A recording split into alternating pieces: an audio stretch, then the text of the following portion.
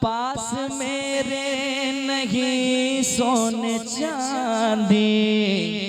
ہاتھ میرے تو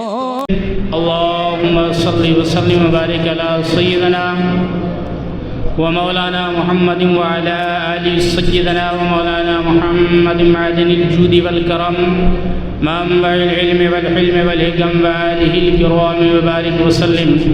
صلوا عليه صلاة وسلام دائما عليك يا حبيبي يا رسول الله صلى الله تعالى عليك وسلم۔ حضرات محترم، خلاق کائنات کلام مقدس میں ارشاد فرماتا ہے وَنَهَى النَّفْسَ عَنِ الْهَوَىٰ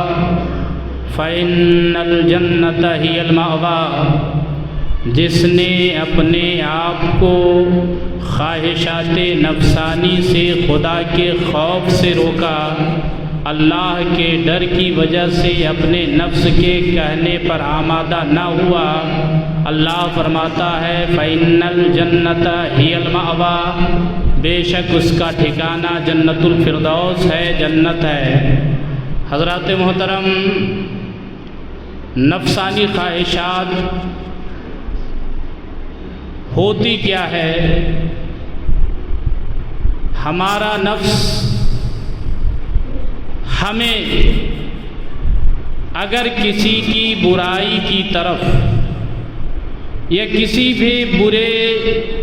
ماحول کی طرف یا برائی کی طرف ہم اپنے قدم کو بڑھاتے ہیں نفس کے کہنے پر، اور جو ہی ہم نے اپنے نفس کے کہنے پر بری جگہ پہ جانے یا برے کام کرنے کا ارادہ کر لیا اور اچانک ہمارے دل میں خیال آیا کہ یہ کام برا ہے، یہ کام ہمارے لیے صحیح نہیں ہے، اس میں گناہ ہے، رب کی ناراضگی ہے، اور ہم نے قدم کو اپنے اس برائی کی طرف سے روک لیا اللہ کے خوف سے، اللہ کے ڈر سے، حالانکہ ہم اس گناہ کرنے پر قادر تھے، ہم چاہتے تو وہ گناہ کر سکتے تھے، ہمارے اختیار میں تھا، ہم اس گناہ پر قدرت رکھتے تھے، لیکن ہم نے اپنے نفس کی نہیں سنی، ہم نے اپنے نفس کے کہے کو نہیں مانا، اور خوف الہی نے ہمارے نفس پر غلبہ کیا، اللہ کا ڈر ہمارے نفس پہ غالب آیا، اور رب کے خوف سے ہم نے اس گناہ سے اپنے آپ کو بچا لیا، اس گناہ سے اپنے آپ کو روک لیا، تو اللہ فرماتا ہے ایسے لوگوں کا ٹھکانہ جنت ہے، اللہ فرماتا ہے ایسے لوگوں کا ٹھکانہ جنت الفردوس ہے، جس نے میرے خوف سے اپنے آپ کو گناہوں سے باز رکھا، گناہوں سے روک رکھا، میں اس کو اس کا بدلہ جنت الفردوس عطا کر کے دوں گا۔ میرے محترم بزرگوں اور دوستوں، لیکن آج ہم سب سے زیادہ اپنے نفس کے کہے پر عمل کرتے ہیں۔ ہمارا نفس ہمیں جو کچھ کہتا ہے، نفس بھی دو طرح کے ہوا کرتے ہیں، ایک وہ نفس ہے جو نیکی کی طرف آپ کو ابھارے، ایک وہ نفس ہے جو برائی کی طرف آپ کو لے چلے۔ نفس کی بھی الگ کیٹیگری ہوا کرتی ہے، لیکن زیادہ تر نفس جو ہے انسان کو برائی میں ملوث کرتا ہے، اس لیے کہ نفس ہی وہ چیز ہے جو شیطان اس پر غالب آ کر انسان کو طرح طرح کے گناہ کرواتا ہے، انسان سے ہر قسم کے گناہ کروا لیتا ہے، اس لیے کہ انسان نفس کا جب غلام ہو جایا کرتا ہے، انسان جب نفس کے کہنے میں آ جایا کرتا ہے، تو اس کے دل میں اچھائی اور برائی کی تمیز پیدا نہیں ہو پاتی، اس کے دل سے اچھائی اور برائی کو مٹا دیا جاتا ہے۔ یہی وجہ ہے کہ اللہ کے پیارے رسول صلی اللہ تعالی علیہ وسلم ارشاد فرماتے ہیں کہ انسان جب ایک گناہ کرتا ہے اس کا دل بالکل صاف و شفاف ہوتا ہے، اور جب وہ کوئی گناہ کرتا ہے تو اس دل پر ایک کالا دھبا ہو جاتا ہے، کالی سیاہی پڑ جاتی ہے، اور جب انسان گناہ پہ گناہ کرتا چلا جاتا ہے تو وہ سیاہی بڑھتی چلی جاتی ہے، یہاں تک کہ گناہ کی وجہ سے اس کے دل سیاہ ہو جایا کرتے ہیں، اس کا دل کالا پڑ جاتا ہے، اور یہی وجہ ہے جب اس کا دل کالا ہو جاتا ہے تو اس کے دل پر کوئی اچھی بات اثر نہیں کرتی۔ آپ کچھ اچھی چیز کہیں، آپ کچھ اچھی بات بتائیں، وہ ماننے کے لیے تیار نہیں ہوتا ہے، اس لیے کہ انسان کا دل سیاہ ہو چکا ہوتا ہے۔ لیکن وہی انسان جب توبہ کر کے رب کی بارگاہ کی طرف رجوع کرتا ہے، اللہ کی بارگاہ میں اپنے سر نیاز کو جھکاتا ہے اور رب کی بارگاہ میں توبہ کرتا ہے، تو اللہ تبارک و تعالیٰ اس دل کی سیاہی کو مٹا دیتا ہے، اس کا دل پہلے کی طرح صاف و شفاف ہو جایا کرتا ہے۔ میرے محترم بزرگوں اور دوستوں، حضرت ہارون رشید خلیفہ بغداد، یہ علماء دوست خلیفہ تھے، عالموں کی بڑی قدر کرتے تھے، ہر وقت علماء کی جماعت ان کی محفل میں بیٹھا کرتی تھی۔ اچانک ان کے ایک دل میں خیال آیا ایک دن، اور علماء کرام سے ایک سوال کر دیا کہ آپ حضرات بتائیں تو صحیح، میں جنتی ہوں یا جہنمی؟ کون ایسا انسان ہے جو ایک دوسرے کو بتا دے کہ آپ جنتی ہیں یا جہنمی؟ جنت اور جہنم کا فیصلہ تو رب کے اختیار میں ہے۔ رب جسے چاہے اپنے فضل سے جنت عطا کر دے، اور رب جسے چاہے جہنم عطا کر دے، یہ رب کے اختیار میں ہے۔ لیکن یہ اختیار کو رب نے اپنے نبی کو بھی دیا تھا۔ یہی وجہ ہے کہ میرے آقا صلی اللہ تعالی علیہ وسلم نے اپنے اصحاب کرام میں سے کچھ صحابہ کو، جسے عشرہ مبشرہ کہتے ہیں، آقا کریم صلی اللہ تعالی علیہ وسلم نے دنیا ہی میں جنت کی بشارت دے دی اور دنیا ہی میں اسے جنتی قرار دے دیا۔ لیکن خلیفہ وقت، خلیفہ بغداد ہارون رشید کے دل میں یہ خیال آتا ہے، علماء کرام کی بارگاہ میں سوال رکھتے ہیں، آپ حضرات بتائیں تو صحیح، کیا میں جنتی ہوں یا جہنمی؟ سارے علماء خاموش ہیں، کیونکہ کوئی جواب نہیں دے سکتا کہ آپ جنتی ہیں یا جہنمی۔ اسی علماء کی مجلس میں ایک 8 سالہ بچہ بیٹھا ہوا تھا، اس بچے نے برجستہ کہا، اے خلیفہ وقت بغداد، اے خلیفہ وقت بتائے تو صحیح، کیا میں آپ کے سوال کا جواب دے دوں؟ خلیفہ وقت نے کہا، ہاں ہاں تم میرے سوال کا جواب دے سکتے ہو۔ بچے نے برجستہ کہا، میں پہلے آپ سے ایک سوال کرتا ہوں، آپ میرے ایک سوال کا جواب دیجئے۔ بادشاہ وقت نے کہا، ٹھیک ہے آپ سوال کیجئے۔ اس بچے نے بادشاہ وقت سے سوال کیا تھا، اے بادشاہ بتائیے تو صحیح، کبھی آپ نے اپنے آپ کو رب کے خوف کی وجہ سے کچھ ایسے گناہ سے روک رکھا ہے جس پر آپ قدرت رکھتے تھے، آپ قادر تھے اس گناہ کے کرنے پر، لیکن آپ کا دل خوف الہی کی وجہ سے آپ نے اپنے آپ کو اس گناہ سے بچا لیا، اس گناہ سے روک لیا؟ بادشاہ وقت نے کہا، ہاں ہاں ایک مرتبہ ایسا واقعہ میرے ساتھ ہوا ہے، میں کسی لڑکی پر فریفتہ ہو گیا، میرے دل میں بدفعلی کا ارادہ ہوا اور میں نے اپنے قدم کو بڑھانا چاہا، لیکن جو ہی میں نے اپنے قدم بڑھانا چاہا اللہ کا خوف میرے دل میں پیدا ہوا اور میں رب کے خوف کی وجہ سے اپنے قدم کو واپس لوٹا لیا، اور میں اس گناہ کے کرنے پر قدرت رکھنے کے باوجود اللہ کے خوف کی وجہ سے میں نے اس گناہ سے باز رکھا اپنے آپ کو۔ اس بچے نے کہا،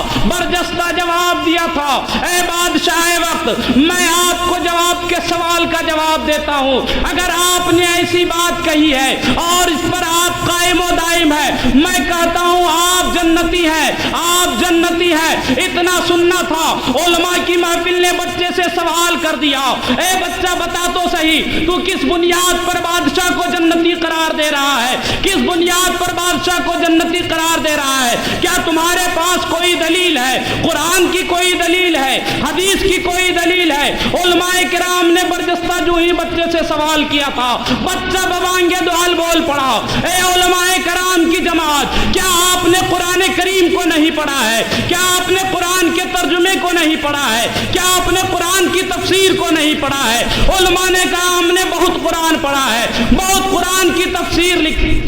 پڑھی ہے، قرآن کو بغور مطالعہ کیا ہے۔ بچے نے کہا جب آپ نے قرآن کو پڑھا ہوگا تو یہ آیت بھی پڑھی ہوگی، وَنَهَى النَّفْسَ عَنِ الْهَوَىٰ فَإِنَّ الْجَنَّةَ هِيَ الْمَأْوَىٰ، جس نے اپنے آپ کو نفسانی خواہشات سے رب کے خوف سے روکے رکھا، اللہ تبارک و تعالیٰ فرماتا ہے اس کا ٹھکانہ جنت ہے۔ علماء کرام حیران ہو گئے اور کہا ہے بچے میں مان گیا آپ کی دلیل کو. جانتے ہیں اس بچے کا نام کیا تھا؟ وہی بچہ بڑا ہو کر حضرت سیدنا امام شافعی رضی اللہ تعالیٰ عنہ ہے، جن کے بچپنے کا عالم یہ ہے کہ علماء کرام آپ کی علمی تحقیق سے دنگ رہ جاتے ہیں. یہی وجہ ہے چاروں ائمہ میں سے ایک ائمہ آپ بھی شمار کے، ایک امام آپ بھی شمار کیے جاتے ہیں. حضرت امام شافعی کی ذات تھی جو بچپن میں خلیفہ وقت ہارون رشید کو جنتی قرار دے رہے تھے. میرے محترم بزرگوں اور دوستو، جب ہم اپنے آپ کو اللہ کے ڈر سے روکیں، ہمارے دل میں رب کا خوف پیدا ہو، رب کی خشیت پیدا ہو، رب کا ڈر پیدا ہوگا، تو بالکل ہمارا قدم گناہ سے رکتے ہوئے نظر آئیں گے. ہم اپنے آپ کو گناہوں سے بچاتے ہوئے نظر آئیں گے. جب ہم اپنے آپ کو گناہوں سے بچائیں گے تو ہمارا دل رب کی طرف مائل ہوگا، رب کی باتوں کی طرف مائل ہوگا، رب کے احکامات کی طرف مائل ہوگا، رب کے احکام پر عمل کرنے کے ہمارا دل کرے گا. یہی وجہ ہے کہ علماء کرام نے کہا ہے کہ جب انسان کا دل رب کی طرف مائل ہو جاتا ہے تو اس کے جسم سے، اس کی جسمانی طور پر اس کے نیکیوں کا صدور ہوا کرتا ہے، اور جب وہ نیکی کی طرف مائل ہو جاتا ہے تو اللہ تبارک و تعالیٰ اس کو اپنا قرب اختیار کروا دیتا ہے، اپنے قریب کر لیتا ہے، اور جو رب کے قریب ہو جایا کرتا ہے وہی رب کا دوست ہو جایا کرتا ہے. میرے محترم بزرگوں اور دوستوں، ہم اپنے آپ کو گناہوں سے بچائیں، اور ایسی نہیں، ہمیشہ ہمارے بزرگان دین نے اپنے آپ کو گناہوں سے بچایا ہے. ذرا ہم اپنے بزرگوں کے افعال و کردار کو تو دیکھیں. ہم بہت ولیوں کو مانتے ہیں، ہم نے غوث اعظم کو مان لیا، ہم نے خواجہ غریب نواز کو مان لیا، ہم نے مخدوم اشرف جہانگیر سمنانی کو مان لیا، بڑے بڑے بزرگان دین کو ہم نے مانا. صرف اور صرف ان کی ذات سے ہم فائدہ اٹھانا جانتے ہیں، اور صرف ہم نیاز فاتحہ اس غرض سے دلاتے ہیں کہ اس کی نظر رحمت ہماری طرف ہو، وہ ہماری طرف دیکھیں. اور ظاہر سی بات ہے اللہ والے اپنے چاہنے والوں کی طرف نظر رحمت کیا کرتے ہیں اور دیکھا کرتے ہیں، لیکن اس کا مقصد یہ نہیں ہے کہ صرف ہم ان کو مانیں، ان کے نام سے نیاز و فاتحہ کریں. ذرا اپنے ہم بزرگان دین کے کردار و عمل پر بھی غور کریں، ان کو ہم دیکھنے کی کوشش کریں کہ ہمارے بزرگوں نے کتنی محنت شاقہ کی ہے جو اللہ کا قرب انہیں ملا، کتنی محنت کی ہے، کتنی جو جی توڑ کوششیں کی ہیں رب کا قرب اختیار کرنے کے لیے. راتوں رات اللہ کی بارگاہ میں کھڑے رہا کرتے تھے،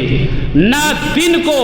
سکون تھا بغیر رب کی عبادت کے، نہ رات کو چین تھا بغیر رب کی عبادت کے. پوری رات نمازوں میں گزار دیا کرتے تھے، پوری رات وظائف میں گزار دیا کرتے تھے، پوری رات رب کی عبادت میں گزار دیا کرتے تھے. تب تو اللہ نے انہیں یہ مقام عطا فرمایا ہے کہ آج وہ اپنی قبروں میں زندہ ہے اور ہماری فریاد کو بھی سنا کرتے ہیں، اس لیے کہ اللہ والے وہ ہوا کرتے ہیں جو اللہ کا دوست بن جاتا ہے، اللہ تبارک و تعالیٰ اس کا ہو جاتا ہے، اور جو رب کا ہو جاتا ہے اللہ تبارک و تعالیٰ فرماتا ہے حدیث قدسی میں، جو میرا دوست بن جاتا ہے میں اس کا ہو جاتا ہوں. بولنا اس کا ہوتا ہے، حقیقت میں میرا بولنا ہوتا ہے، چلنا اس کا ہوتا ہے، حقیقت میں میرا حکم ہوتا ہے، پکڑنا اس کا ہوتا ہے، حقیقت میں میری طرف سے میرا حکم ہوتا ہے. میرے ولی، میرے جو دوست ہیں، جو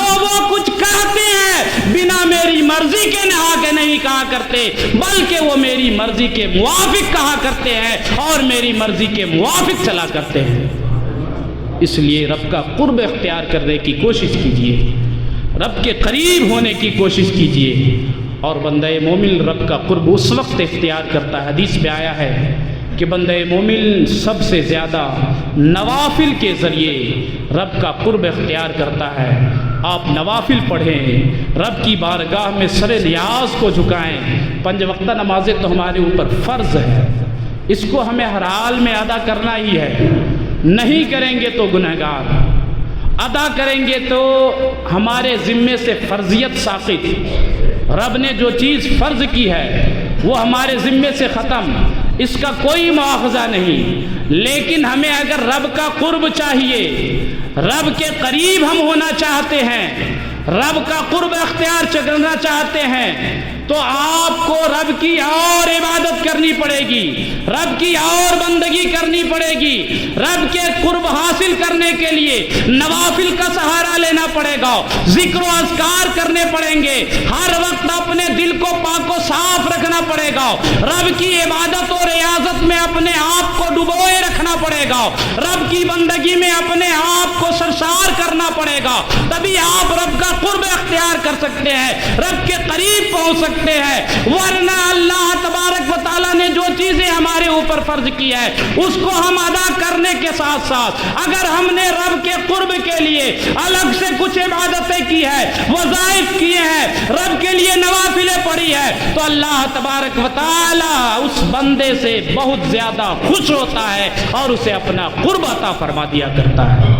میرے محترم بزرگوں اور دوستوں، بزرگان دین کی زندگی کو ہم دیکھیں، ہم سب بزرگوں کو مانتے ہیں، لیکن بزرگوں نے کتنی محنتیں کی ہیں، کیا کیا نہیں کیا ہے، اپنے آپ کو بھوکے رکھے ہیں، پیاسے رکھے ہیں، رات رات بھر نماز نوافل ادا کیے ہیں، پاؤں میں ورم پڑ جایا کرتے تھے۔ خود نبی کونین صلی اللہ تعالی وسلم جو معصوم عن الخطا، اللہ کے محبوب، اللہ کے پیارے، جس کے سبب رب نے اس دنیا کو وجود بخشا، جس کی وجہ سے ہم آئے، آپ آئے، ساری کائنات بنائی گئی، بھلا انہیں اتنی عبادت کرنے کی کیا ضرورت تھی؟ آپ رات رات بھر رب کی عبادت میں کھڑے رہا کرتے تھے، نوافل پڑھا کرتے تھے۔ حضرت عائشہ فرماتی ہیں کہ نبی کونین کے پائے اقدس میں ورم آ جایا کرتا تھا، سوجن آ جایا کرتا تھا۔ حضرت عائشہ فرماتی ہیں کہ میں نبی کونین سے کہا کرتی تھی، یا رسول اللہ کچھ دیر آرام بھی کر لیا کرے، کچھ دیر آرام بھی کر لیا کریں۔ تو نبی کونین کا جواب یہ تھا، اے عائشہ کیا میں اللہ کا شکر گزار بندہ نہ بنوں؟ کیا میں اللہ کا شاکر بندہ نہ بنوں، شکر کرنے والا بندہ نہ بنوں؟ اللہ کے محبوب صلی اللہ تعالی علیہ وسلم معصوم ہے، جنت ان کے قبضے میں ہے، جنت کی کنجی ان کے ہاتھ میں ہے، اگر وہ چاہتے تو انہیں عبادت کرنے کی کوئی غرض نہیں تھی، لیکن میرے آقا ارشاد فرماتے ہیں میں رب کا شکر ادا کرنا چاہتا ہوں، میں رب کا شاکر بندہ بننا چاہتا ہوں، میں رب کا شکر گزار بننا چاہتا ہوں۔ آج ہمارے اوپر 5 وقت کی نمازیں فرض ہے، لیکن میرے آقا صلی اللہ تعالی وسلم پر 6 وقت کی نمازیں فرض تھی، نماز تہجد بھی میرے آقا پر فرض تھی۔ آقا کریم صلی اللہ تعالی وسلم تہجد بھی ادا کیا کرتے تھے، نوافل بھی پڑھا کرتے تھے، راتوں رات قیام بھی کیا کرتے تھے۔ یہ سب کس لیے ہوتا تھا؟ امت کو عمل کرنے کی غرض سے، تاکہ میری امت دیکھے مجھے اور دیکھ کر ایسی عبادت کرے جس سے رب کا قرب حاصل ہو جائے، رب کا قریب ہو جائے۔ ورنہ میرے آقا کو عبادت کی کوئی غرض نہیں تھی، میرے آقا صرف رب کو خوش کرنا چاہتے تھے اور اپنے آپ کو شاکر و صابر بندہ رب کی بارگاہ میں بنا کر پیش کرنا چاہتے تھے۔ یہی وجہ ہے کہ میرے آقا صلی اللہ تعالی وسلم نے عبادت و ریاضت اتنی کی ہے، عبادت و ریاضت اتنی کی ہے میرے محترم بزرگوں اور دوستوں، کہ میرے آقا صلی اللہ تعالی وسلم کے پائے اقدس میں ورم آ جایا کرتے تھے، لیکن پھر بھی میرے آقا نے عبادت نہیں چھوڑی۔ آج ہم ان کے امتی کہلاتے ہیں۔ کیا ہم نے نبی کونین کی زندگی کو کبھی غور سے پڑھا ہے؟ کیا ہم نے آقا کریم کی زندگی کو کبھی دیکھا ہے؟ بس ہم یا رسول اللہ کے نعرے لگا لیا کرتے ہیں، ہم یا رسول اللہ کے نعرے لگا کر اپنے آپ کو خوش کر لیا کرتے ہیں، نعرہ رسالت سے ہم اپنے دل کو تسکین دے لیا کرتے ہیں۔